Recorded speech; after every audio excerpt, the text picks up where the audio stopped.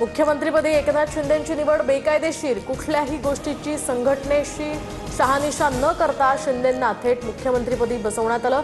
कपिल सिब्बल यांचा सुप्रीम कोर्टात जोरदार युक्तिवाद। तर विधिमंडळात फूट पडली, आयोगानं मान्यता दिली, नंतर एकनाथ शिंदे सत्तेत आले। अशा प्रकारे देशात कुठेही सत्ता बनवली जाऊ शकते, असं सरळ लोकशाहीची थट्टा आहे। सिब्बल यांचा घणाघात।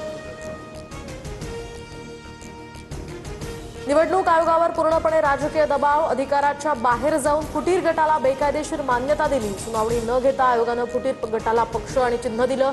संजय राऊतांचं हे टीकास्त्र।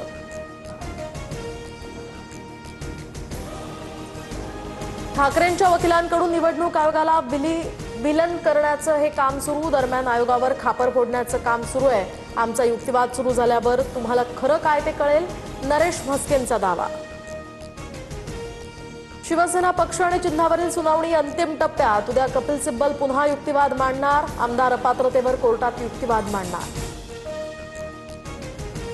वर्षा या निवासस्थानी राज ठाकरे आणि मुख्यमंत्री फडणवीसांमध्ये भेट। दोघांमध्ये 25 मिनिटं चर्चा। मुंबई क्रिकेट असोसिएशनचे अजिंक्य नाईकही उपस्थित।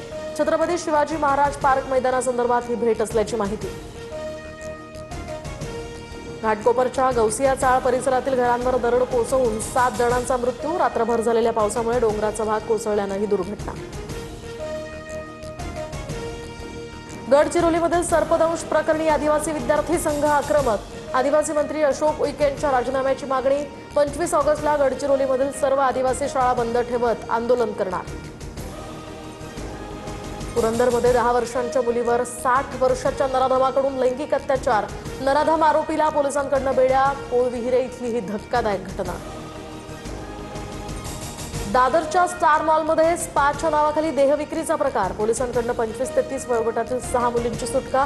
महिला दलाल, स्पा मॅनेजरसह एकूण 4 अटक। वसईच्या रमेदीमध्ये पावसामुळे जुनं कौलारू घर कोसळलं। घराच्या ढिगाऱ्याखाली आल्यानं वृद्ध महिलेचा दुर्दैवी मृत्यू।